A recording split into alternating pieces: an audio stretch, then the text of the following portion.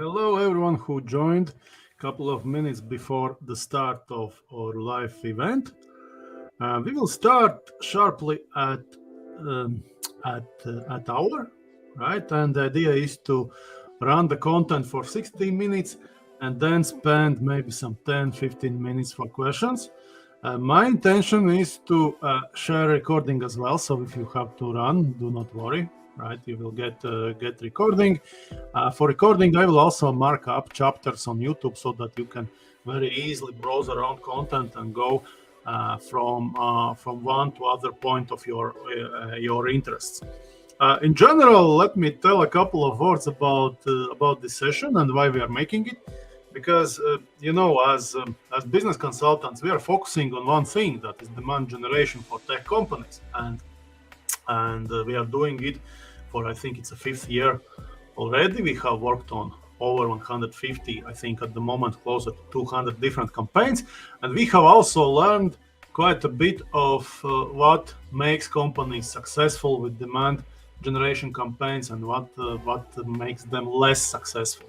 So, and today's session is actually dedicated to talking about few principles about demand generation, which I think are super important for companies, founders, CEOs, and leaders to know.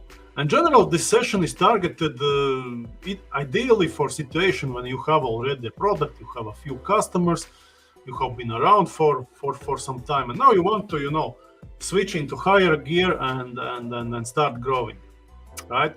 And today we will talk about some economics fundamentals of business growth. We will talk about how to properly schedule resources and many other things. But I see it's already an hour. It's 3 o'clock here in Baltics and 2 o'clock in the afternoon in the Central Europe. So welcome everyone, right? And let's start. So today we are talking about how to plan business growth, and this is a kind of a deep dive session for founders and CEOs. This is a content that we deliver, I think, first time this time, right?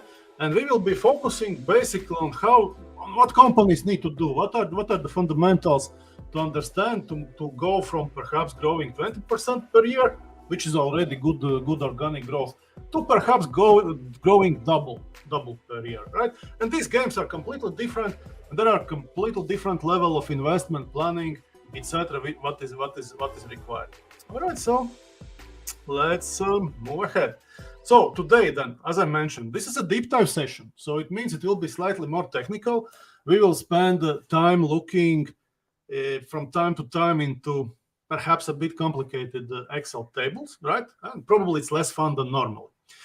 Session is specifically designed for founders and CEOs. So for people who keep an eye on the big picture, who try to grow their business, who are ultimately responsible for everything that happens.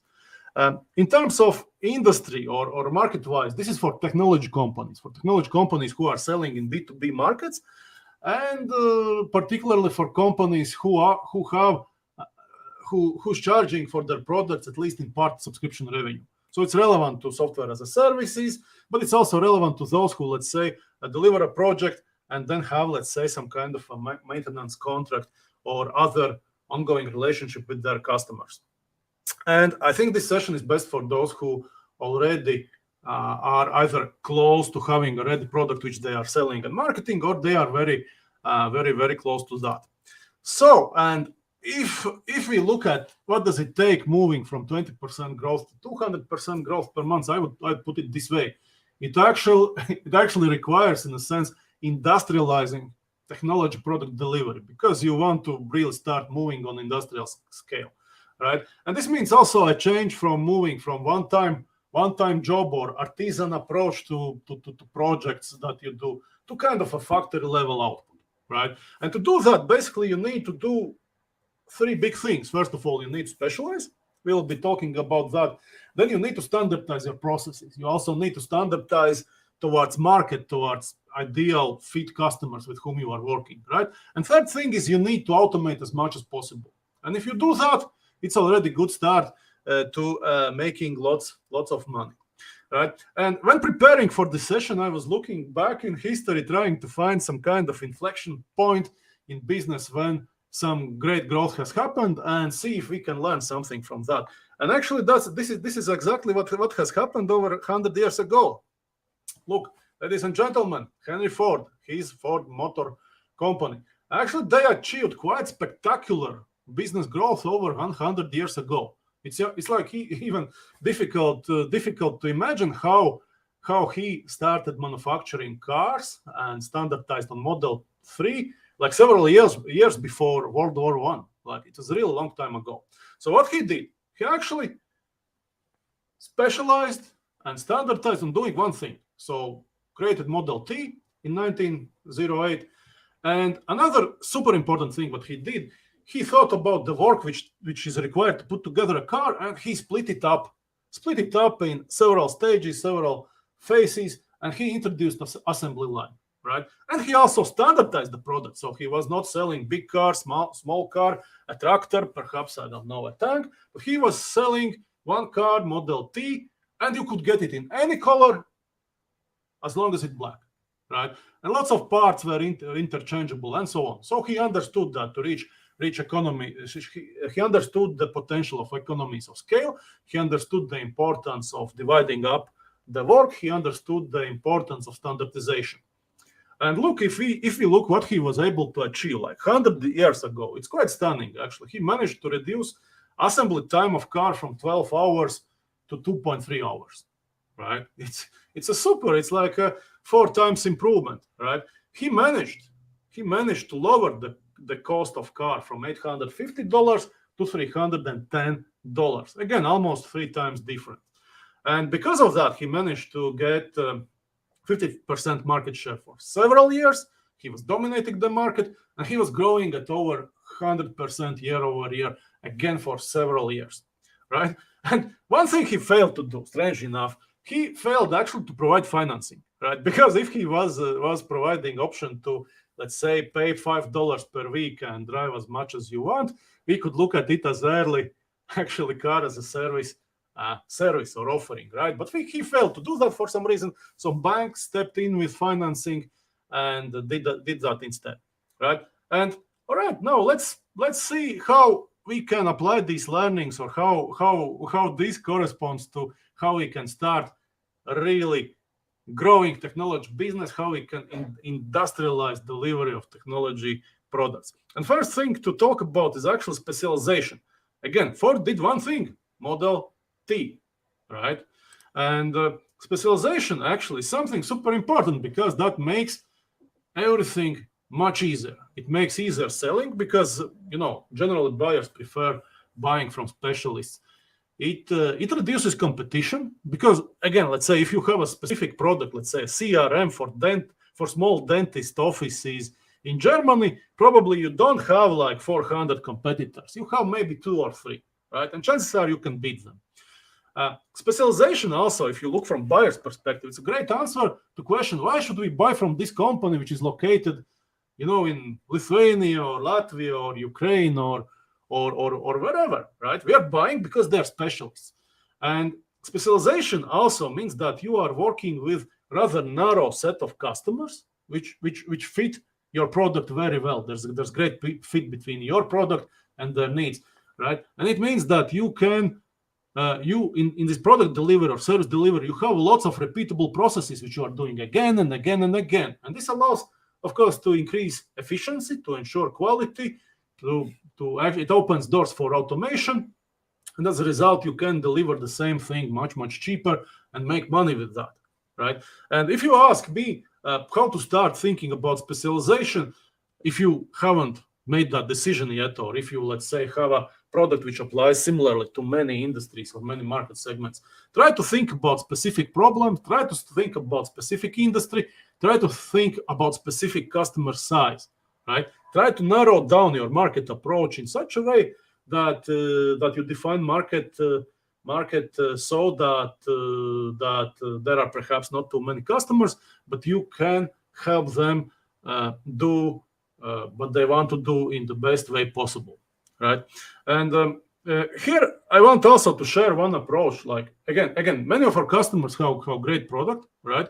But they are not always sure about which segment of market to go to go to, or which geography, or should they go to, let's say, small businesses, large businesses, or something else. And here I would propose to use a tool like that. Basically, when you are considering or when you are comparing different options to go to one segment, second segment, third segment, think of criteria which are important for you to actually succeed, to be able to make money in this segment. So I would propose the following. I would propose to evaluate your competency in each of segments. So, for example, you have a systems architect who has lots of experience in healthcare and has dealt with healthcare compliance things, right? That means you already have advantage here. Like I would probably put a 3 or green here, right? Second thing, which is incredibly important for sales and marketing, is ability to demonstrate. You need not only to have competence, but you need to be able to demonstrate it.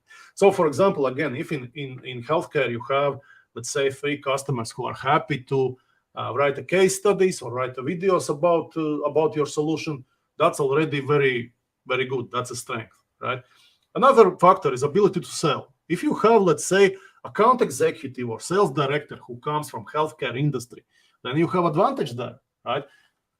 Probably she already knows quite a lot of people in that industry. Probably she already has a network. So selling to healthcare would be easier than, let's say, selling to fintech where she happens not to know people. Next one is ability to deliver.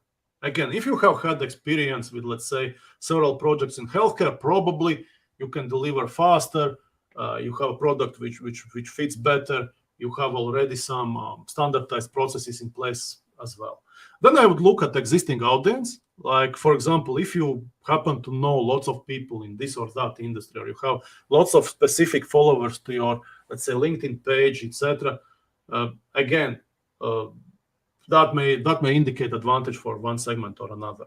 Then I would look at strengths of competition, right? Because if you look again at different segments, there are different set of competitors. You probably want to go to segment where you can win more easily. Then it would make sense to look also at market growth in this segment and also profitability. Can you really make their money or not? And this is a simple way how you can, quite straightforward way to figure out which segment is right for you and which market should you go to. But these are not the only criteria, and we will look at that later. And also, when we look at Excel, it will give quite a bit of inputs of decision making about your ideal customer profile. All right, and second thing, again, looking back at Mr. Ford, right, is standardization. So Ford decided that he doesn't want to spend time, he doesn't want to hustle with multiple colors. So if you want to buy Ford Model T, you can only get it in black, right? And here again, I mean, it's very helpful if you can identify business processes that are important for your customers that they need to get done, right? It's super if you already can implement some best practices in your products, in the processes you help your customers to do. And then also when you standardize, it's very important for you to think like Mr. Ford did. How can you split up the work in specific responsibilities? How you can set up this moving assembly line, which Ford did, right? How you can standardize delivery? How you can make sure it's low cost, high quality. Also look for processes to standardize where there is potential for automation. And I would say that it's also very important early on to understand that if you want to scale your business, if you want to switch the gears in the next gear, you have to be very careful with customizations, right? Because as soon as you agree to customize something for some nice customer, it means that there's very high risk that your growth actually stops, because you need to deliver this one project before you can start delivering others. So be careful with that. Think like Ford. If you want my product, you have to purchase it in color black. That's it. But from other hand, it's cheap, reliable, and so on. All right. Now, if we think about industrializing, let's say, assembly line, what Ford did was quite a simple thing. He divided the process up in several steps. And additionally, he also figured out how to shape each position each job which is responsible for each step in production line. What are responsibilities? What are skills specialization required? What materials these people should work with? What tasks they must deliver? How to control them, right? What are exact metrics? And particularly, it makes sense in such a process actually take care about quality. So if let's say somebody in step 2 installs a faulty engine on car, right, and car gets assembled, and you only figure out later, or even worse, you figure out when the car is at customer that something is wrong, it's very, very expensive. And the same applies actually to industrializing technology solution sales as well. All right, so you may ask, okay, Roland, you're talking about assembly line. What does it have in common with selling technologies? And here it is, actually, right? So if we look at really selling at scale, you need to think about principles of assembly line. And here we are actually looking at, I would say, rather typical, let's say, customer journey, or we can call it a pipeline, even a pipeline for how to split up this demand generation, sales, delivery, and customer success process for technology products, right? And typically, marketing takes care of the green part. So this means basically generating demand, generating marketing qualified leads, MQLs, right, which are then passed over to sales. And typically here works SDR or junior sales, who validates, calls up the customers, qualifies them, and then passes this over to account executive, who then works on opportunities, make sure customer understands the value, negotiates the deal, and then deal is won, right? That's typical marketing sales pipeline. However, perhaps even more important part starts after you have sold, particularly if you have software as a service product, because probably then you need to take care of some level of implementation. Sometimes it can be very, very easily all automated. But even more importantly, you need to think about customer success, and you need to think about customer retention, renewal of contract, and so on and so on. Later on, we will look at economics of business growth. We will see how super important is customer success, particularly if instead of taking money once and delivering some project, you are taking money in small installments every month and every year, right? And to those who perhaps do not know too well what we at IBD Consulting we are doing, we're actually our business is taking care of demand generation, right? We work with company founders and marketing teams on strategy, marketing content, marketing technology. So we help get this engine running, generate leads, and we also sometimes for some customers we do sales lead qualification. We call them up, we qualify. So we try to take care of a bit of complexity which is involved in this scaling process. All right, but now if we take a look at a bit more detailed level how companies should think about organizing this process, right? Then again, the same assembly line principles apply, right? You need to split up the customer journey. You need to be very clear who's responsible for what. Let's say in the beginning, marketing is responsible for generating visitors to your landing pages or website, converting them to leads, qualifying leads, etc. Then probably is a sales development representative, right? And again, you need to think carefully what must be responsibilities of that person, what kind of skills that person need, right? Maybe you need to recruit new person, maybe you need to provide training. What kind of materials they need to use? Let's say SDR probably would be using sales scripts and different kinds of sales aids. You need to think of what tasks they need to do, what kind of processes they need to do. Perhaps you can automate some processes. Also, what are key metrics to make sure that this person, so like SDR, is really doing her job very well. And then what is super important, you also need to think about capacity. And that is that is actually perhaps the most important thing when you start thinking about scaling up your business and switching into the higher gear. And of course, you also need to think about cost, right? And similarly, also in other stages, you need to be very, very clear what are expectations, what are metrics, what are quality criteria, etc. And as I mentioned in this example with faulty cars engine, one thing you want to avoid by all means, you want to avoid sending further down into system something that is of poor quality. For example, investing sales management time in working with leads whom we know right from the start cannot be successful doesn't make any sense, right? And we had actually in one of our Fry Talks with vegans, Lesauks, we had excellent conversation exactly about that. So I recommend you to check it out, right?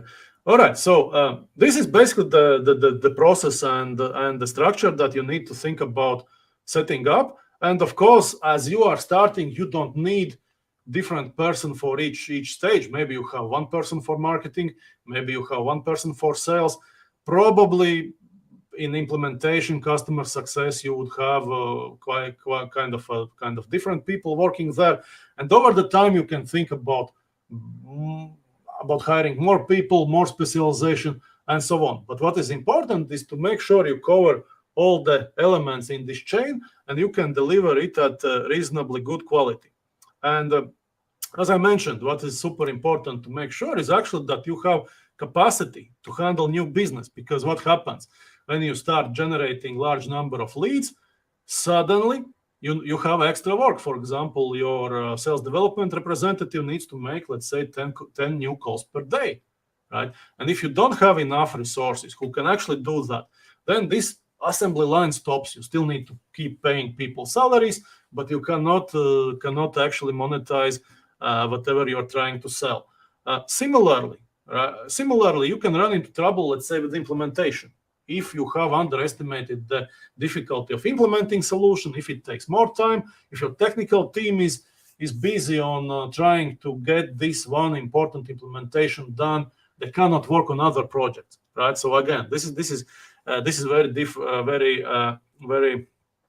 dangerous situation. So you need to think very carefully, first of all, about your capacity, and second thing, you need to think quite a lot of who or what is actually precise profile of your ideal customer, right? Because that's super important. You want to make sure that customers go through your process as smoothly as possible, and it is only possible if your product is super fit for some specific customer segment. If you are not doing customizations, and if you are not trying to provide product which can be universally loved by many different customers.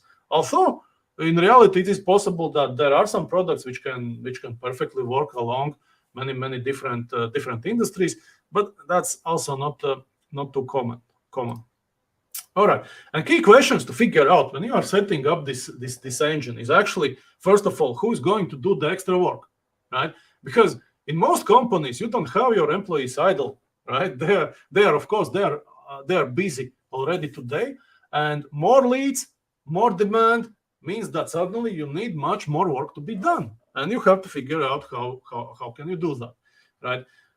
Then you need also to consider how many leads can you actually realistically handle today, right? Because generating more leads than you can handle is actually a waste of marketing money, and actually you can also frustrate some of your customers who hope to get solution, but if you cannot deliver or if your salespeople are too busy, that's not good.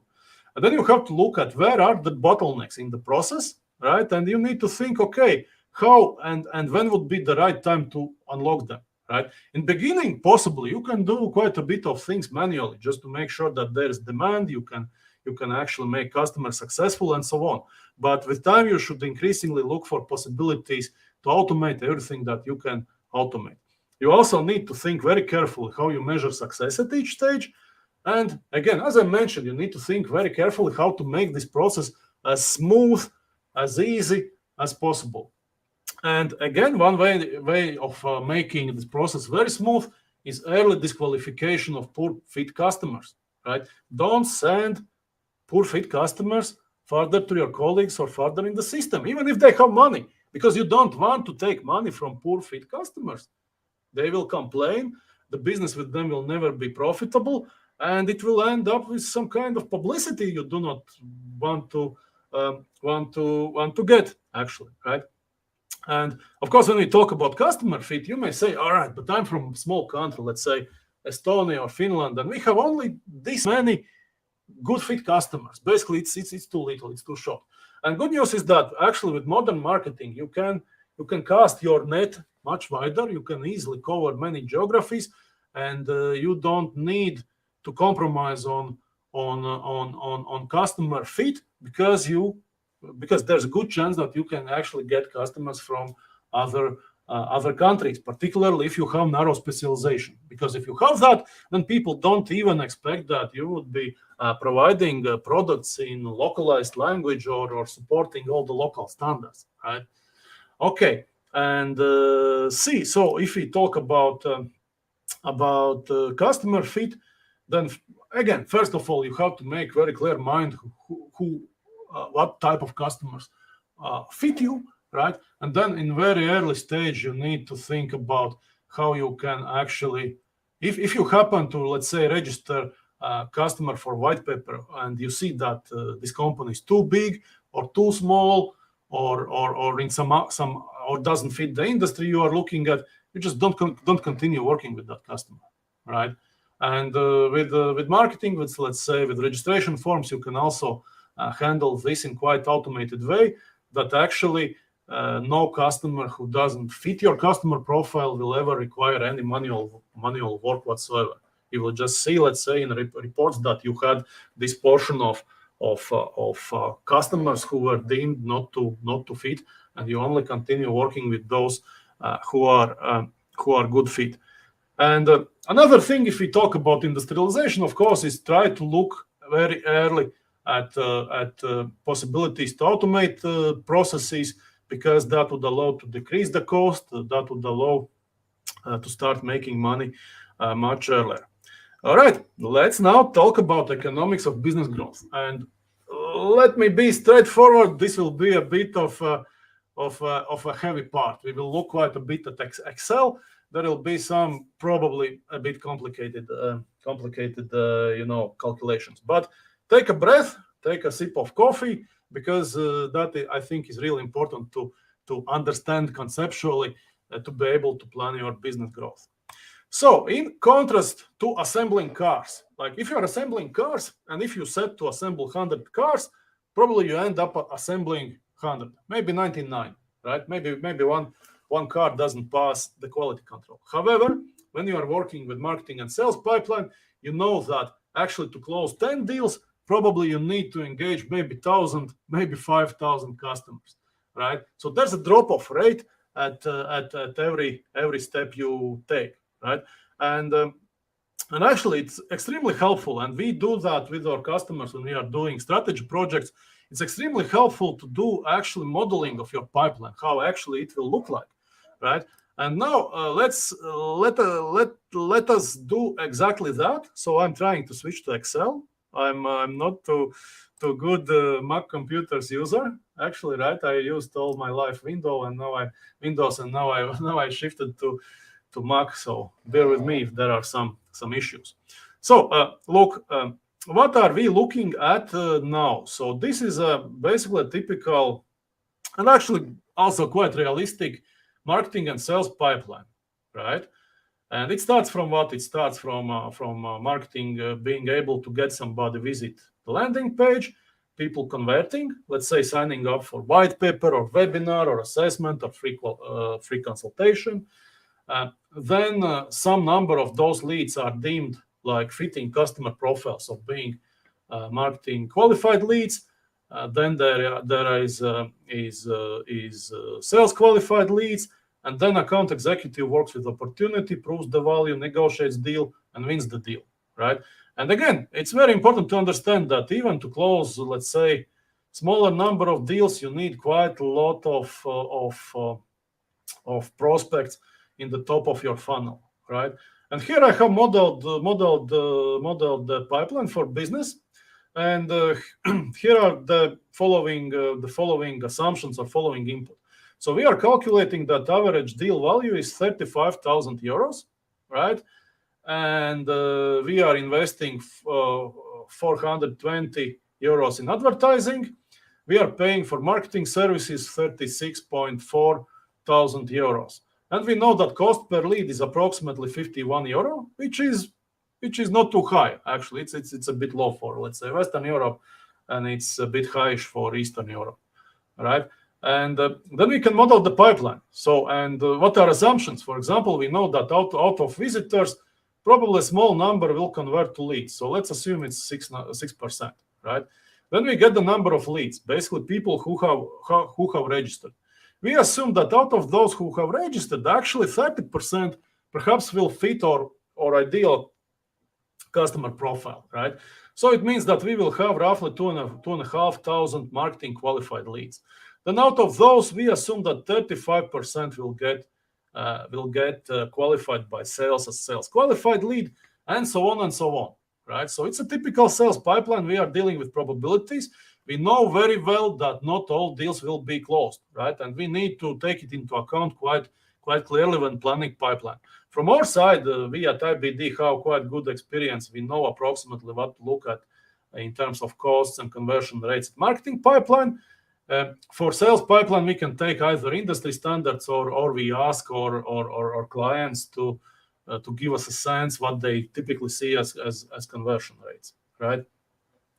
And then also we can calculate what are the other costs actually to deliver on these goals, right? Here the goal is 3 million of revenue, and to get 3 million of revenue, we need roughly 86 deals, right? So to get those 86 deals, then we are investing 420 euros in advertising, right? And then we can calculate quite exactly how much, let's say, one lead costs us, how much one MQL costs us, and not only that, actually, if we take a more detailed look at the process and we try to model how much labor it takes or how much work it takes actually to deal with this pipeline, right? Then we can also actually calculate labor cost per each contact in each stage.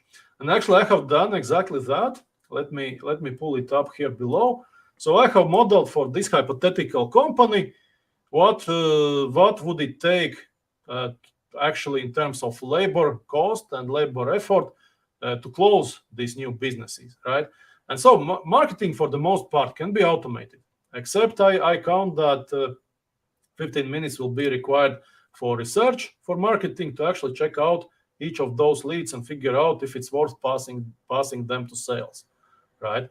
And again, from these 15 minutes and the number of leads, we can calculate how much of a full-time head or full-time resource of marketing employee we would need actually to be able to deliver on these growth targets. So it turns out that we need half of employee, right, to do that. And similarly, we can calculate how many calls you will need to make to qualify those leads. So I assume that for SDR it will take 1 hour to actually qualify each lead, because he will need to do research. Probably he will not reach the person if calling on the phone at the first time. Maybe it will require a few calls, right? And similarly, we can calculate how much we expect account executive will spend time on working on opportunity, on account at value proven stage, etc. And we can calculate actually what amount of full-time equivalent employees we would need actually to deliver on this growth. And we can actually calculate also how much it would cost, right? And here, for example, we see that even if we had already account executive who would be doing nothing, it wouldn't be enough. Actually, we need to look for hiring additional resources. Similarly, if we look at technical pre-sales, we also see that there will be not enough of having one person, right? So we need more resources, right? And although, of course, we cannot go out in market and buy 0.3, let's say 30% of technical pre-sales, we probably need to hire a person, right? We can calculate the cost of activities per hour, which is needed to actually to handle those incoming leads, to have calls, to work on opportunities, to do some proof of concepts, etc. Right? And this again allows us to also model the costs, right? what will be the total costs of acquiring customer, and how these costs will be split into what goes in extra salaries, what goes for marketing services, what goes into advertising and media. And probably apart from that, there will be quite a lot of meetings, quite a lot of management work actually to set up this engine, to get it working, to document everything, etc. So that is a bit more difficult to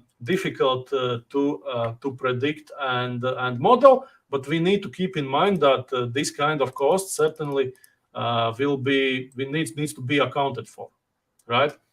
And this here basically is model which allows us to answer a question: what does it take to meet the company's goals in terms of growth, right? If company aims for 3 million extra revenue, it means you need to close 86 new deals. Then you can calculate backwards what does it take in terms of work, what does it take in terms of cost, advertising cost, marketing services, etc. All right. I hope I have not broken your brain with this table. I will actually, as I said, I will share it with you. You'll have a chance to spend time with you. But again, from my perspective, it is extremely important to do this exercise, to model it for your business, because then you can understand what kind of investment you need to make in human resources, in marketing, etc., to reach the goals that you have for your business. All right, let's move back to Excel. All right, and so I think that from Excel model, what we see is actually the cost of acquiring customer is actually quite high, right? Let me actually pull up Excel again. So for every deal here in this model that we close, the total cost, labor cost, advertising cost, marketing services cost, is 10,445 euros, right? So this is quite a bit already, right? And you need to properly account for that. You need to properly plan for that. Soon we will also look what companies typically spend on marketing, and that will give a sense if it is high or is it low spending, right? Okay, back to Excel, right? And so cost of acquiring a customer generally is high. Always it is high, and companies expect it to be low. Companies sometimes expect for miracles or something. It doesn't happen, all right? And the further contact gets in pipeline, first of all, the higher is expected value, the closer they are to deal, but also the cost you have paid and invested already also is very high. So for you, world-class marketing is super important, right? And let me actually again go to Excel and show you why marketing and why strategy and why planning really makes sense. Let's zoom in on this number. Very simple number, conversion rate. So what's percentage of your visitors actually register, let's say, for content, for a white paper or webinar? What do you think? What would be impact on your revenue if we manage to increase this from 6 to 7%, basically increased by 1 percentage point? Let's try doing that. Let's see. Right here, the revenue, so initial calculated revenue is 3 million. We do this small change, and suddenly, oops! I must say I have issue with Excel here. Here, as I just recently updated Mac, and some of numbers are not calculating. So sorry for that, but you have to trust me on this. That actually just by this small change, you actually start making 500,000 money more, right? 500,000 euros more. So all these conversion rates and all this execution in early stage of pipeline are extremely important. Let's try this number. What if we increase lead qualification criteria by 1 percentage point from 30 to 31? Let's see if this works. No, this doesn't work either. There is some compatibility issues with Office and the very latest Mac, and sorry about that. I will try to fix this table when I distribute it to you. But it's quite fascinating to see how big this impact actually is. Sorry, I cannot show you. All right. And and what these numbers actually tell us again, it tells. So there are few conclusions to make. First of all, you need to choose your audience very carefully. So deals must be big enough, right? Because if you invest the same money and deals turn out to be little, your profitability will suffer. You may end up with getting too many low value deals to ever break even, to ever make profits. So execution must be flawless, right? The further the deal is in pipeline, the more important it is. So you have to make sure that your salespeople are trained. You must make sure that they make calls, etc., and that you don't lose deals just by somebody being lazy or not trained enough or not motivated enough. And research and strategy planning is super important, right? Just to make sure that everything works well. And as a result, right, as a result for you, it's very important to make sure if you are hunter, if you are lion, you know what kind of animal you should prey on. Lion is perfectly capable to catch mouse, right? But for lion to feed himself, he need to go for larger beasts, for giraffes, for antelopes, and so on. So don't make mistake going after mice if you cannot feed your company with mice. All right, but let's go ahead. Lifetime value of customer. A super important concept to understand, right? And it's also related to the size of customer and size of average deal. So what is lifetime value of customer? It's a profit you expect to make from one customer over time, over customer lifetime, right? And here is super important to make assumption. You need to make assumption. How long will you keep this customer? Particularly if you are in SaaS business and customers are paying monthly, right? And basically monthly profit multiplied by average time this customer spends with you, that's a lifetime value, right? And here are two things you should really be obsessed with in your business when managing growth. It's two things how you can make more money. It's either lowering the cost of acquiring a customer, right? Exactly the things we looked at in Excel. Maybe you can automate something. Maybe you can outsource something. Maybe you can just not do something, etc., right? And to lower your cost of acquiring a customer, you must have world-class marketing. You should probably look at different markets and perhaps select less competitive, less costly market. And you also need all the time spend approximately 20% from marketing budget on testing different approaches until you find something that really works. Another thing that you need to be obsessed with is increasing the lifetime value of customer, right? So, and here comes the importance of customer success. You really need to make sure your customers are successful with whatever you have sold them, right? And this also means that, again, you need to avoid poor fit customers, and you need to be very careful defining what customers actually fit you and what customers can be successful with your solution. And you need to disqualify very, very early, all right? And look, let's again go to Excel.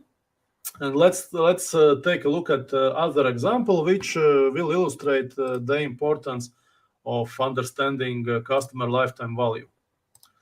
So see this example. So it's actually based on the previous one. So we assume roughly total revenue we expect to get from customer is 35 roughly €1,000. We do expect that customer lifetime is 24 months. We have monthly fee, so we make roughly €1,500 per month, right? And we know what is cost of acquiring a customer from the model we previously worked with, right? And now if you do calculations, like how many months customer actually needs to pay us for us to be able to cover actually the cost of customer acquisition, here it is 7 months. So if customer goes away in, let's say, 3 months, we are losing money very, very badly, right? Then you also need to think about your profitability or gross margin, right? Because you have certain costs to provide the service, right? And if we assume that gross margin, let's say 60%, and then if we calculate actually the time customer needs to spend with you for you to start making money is 12 months, a year, actually, right? And if you have customer actually spending 2 years or 24 months with you, you make over 10K of gross profits. If you manage to increase that number to 36 months, you suddenly make 10,000 extra. However, if that time drops, let's say, to 9 months only, then you are actually working with gross loss, right? So, and if we plot it on a graph, it looks something like that. So you need to invest quite a bit, and your break-even point happens at approximately 12 months.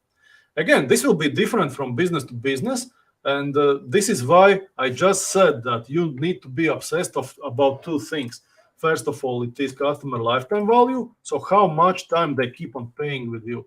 And second thing is cost of acquiring a customer. So the lower it is, the lower are your risks, the sooner you are starting to make money. All right, but let's go back to slides. Sorry, back to slides. All right, so and here's a tricky thing. You need really to think well about striking the right balance, because you see what happens if you invest too little in marketing. Your competitors will win. You even will not cut through the noise, right? If you invest too much in marketing and demand generation, you will never be able to make money, right? And again, I think this example illustrates in excellent way the super importance of making sure that you have customer success and that you are indeed doing everything possible to make sure customers are successful. Of course, you need also to cut a line. Some customers will never be successful, and sometimes you need to decide just it will not work and then cut your losses. Do not invest your time anymore in this customer. But these are two things which are super important. It's super important to model, and we can help you with that when working together on a strategy. Now a question: how much you should spend on actual demand generation and marketing, and where the money goes? And here the data is quite clear. So we know that stable companies, and I'm not talking here about companies who grow at, let's say, I don't know, 30, 50, 100, 200% per year, they spend roughly 10% of their revenue on marketing, right?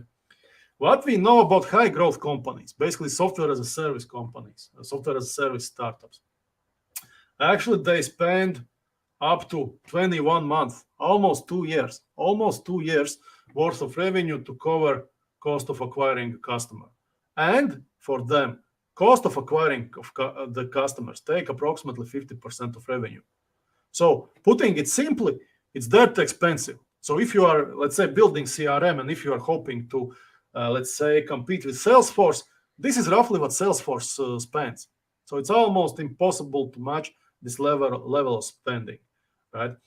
Now, if we look closer of where does the investment in marketing goes, or where the money is spent, then actually Gartner research of previous year also shows that quite openly, that it goes actually in roughly equal parts to either marketing technologies, and I want to point out here that actually marketing technologies takes the largest part of those four roughly equal parts, right? Labor, basically salaries of your marketing team. Media is what you pay Google or LinkedIn or Facebook for advertising. And then agencies, so third parties which help you, consultants,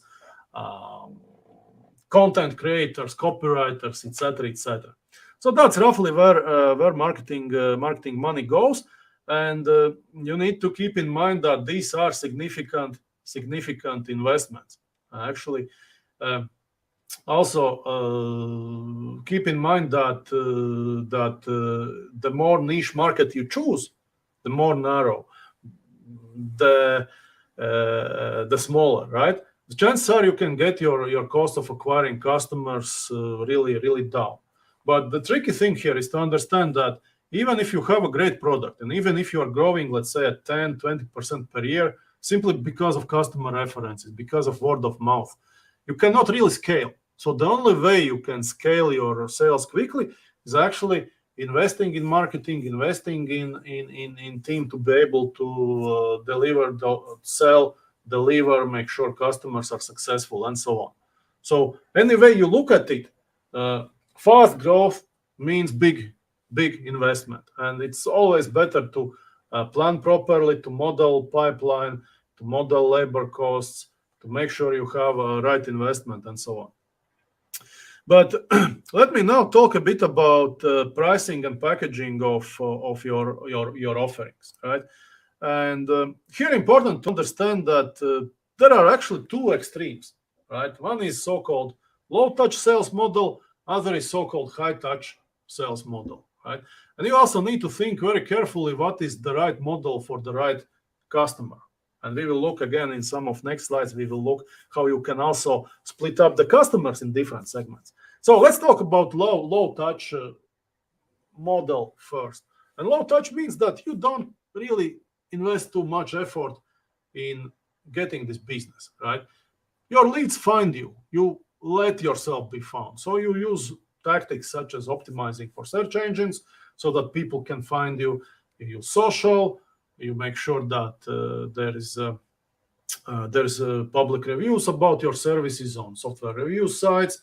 You try to use and amplify user feedback and so on. Then another thing is that you try to make this business like a zero touch.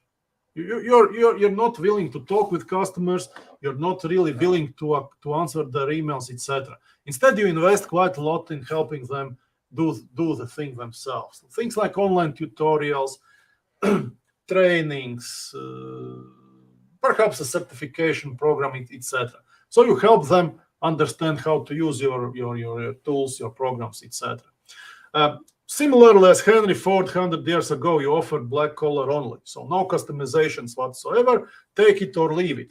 Here's the price, $99 per month if you want. Provide your credit card, you get access to the product. Self-service, of course, we try to eliminate any costs, right? And this low touch typically is good for smaller customers, right?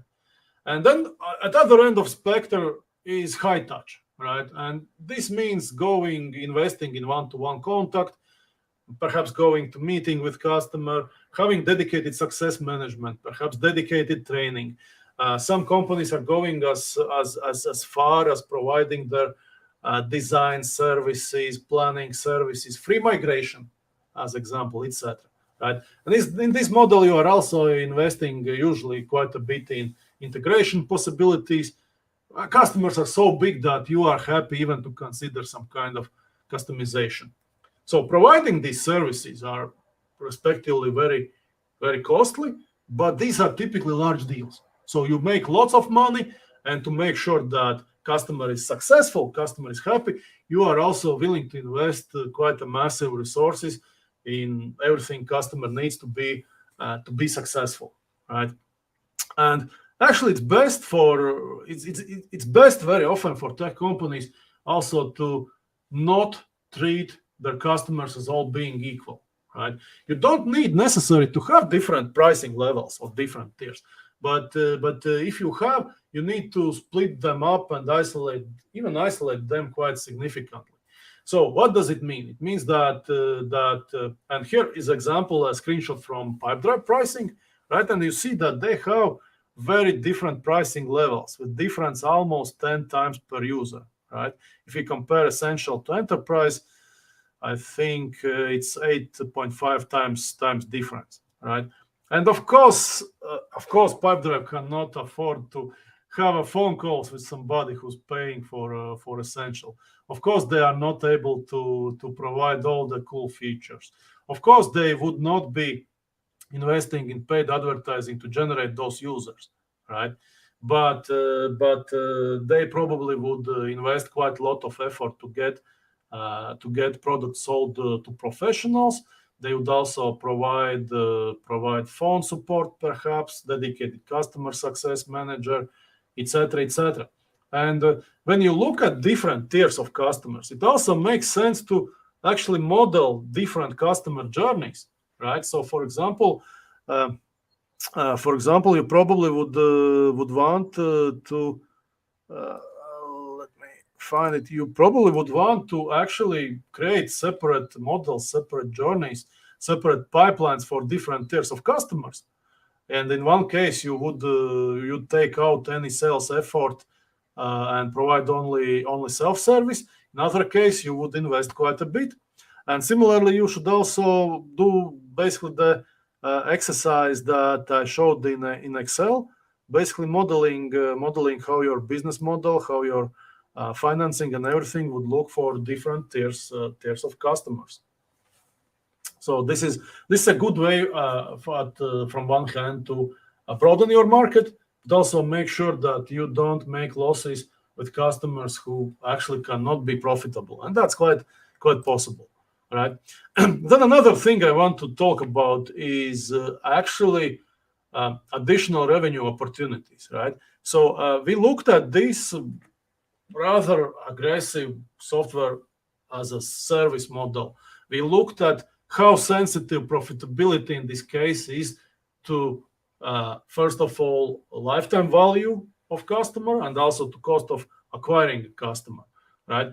But there are a number of tricks how you can improve your profitability, improve your upfront profitability so that you have less risks. So for example, you can make money with custom integrations easily. Either you can deliver them yourself, or if you don't want to get your team involved in that, you can perhaps outsource to some partner and make money on doing custom integrations right in the beginning, so that you have more money earlier.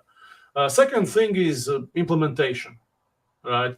Typically, you want to do that for enterprise level users, but if you can make money with that, if that can be profitable, that's additional revenue possibility. Premium support.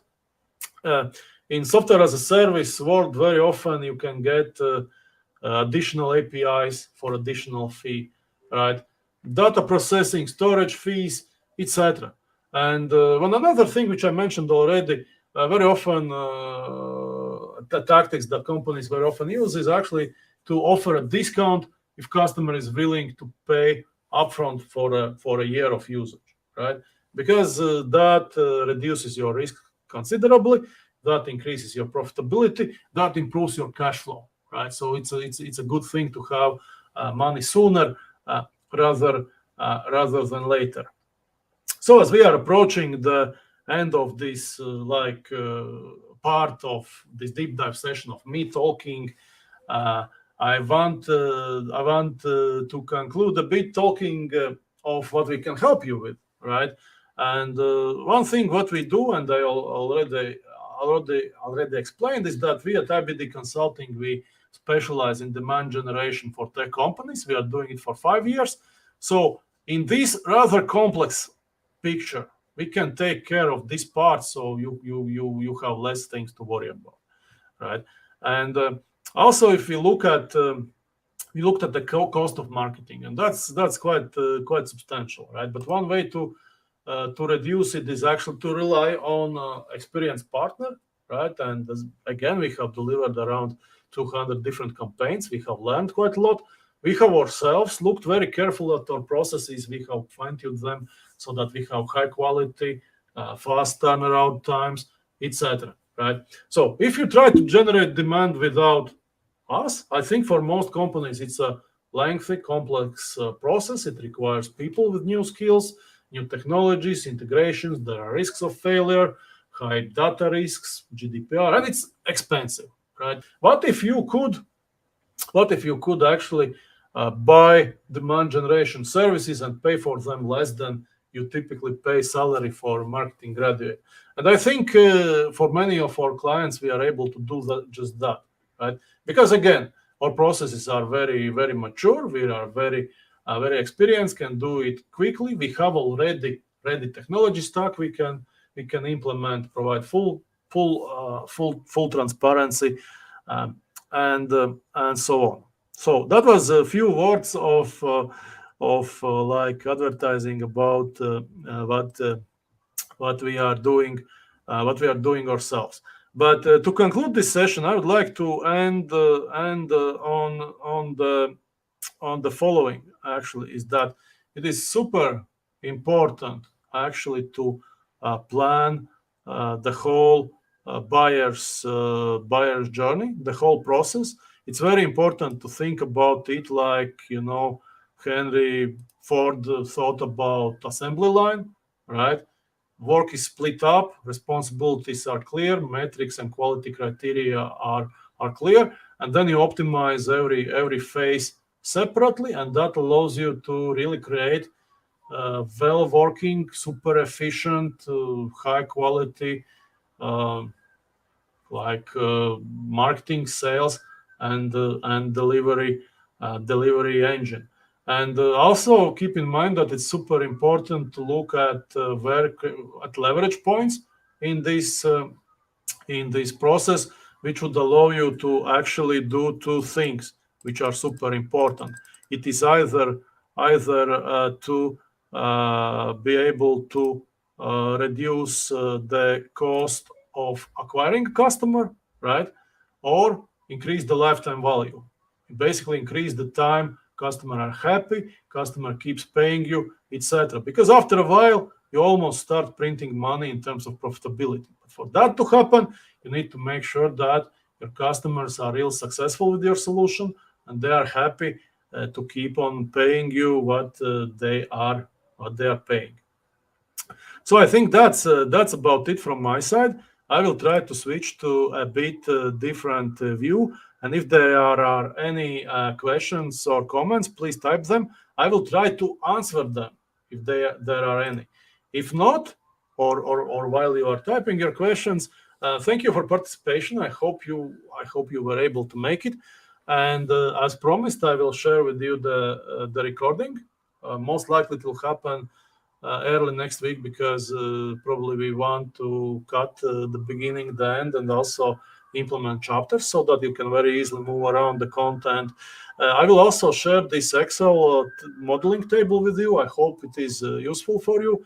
And also, I'm more than open to have a call with you free of charge. We can schedule a time. We can discuss your business goals. We can see if there's a fit, if we can actually help you do your business better. All right, Andres, can you see if we have any questions at this point?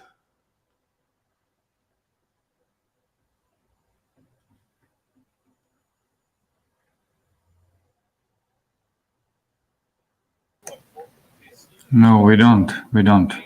We don't. All right, so it's a bit difficult to figure out if everything was clear or everything was so complicated that people tuned out in the middle of event.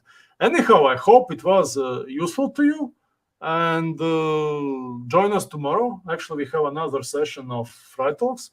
Andres and me, we will be discussing shortcuts and ways to get your first customers. So see you online next time. Thank you for joining and bye.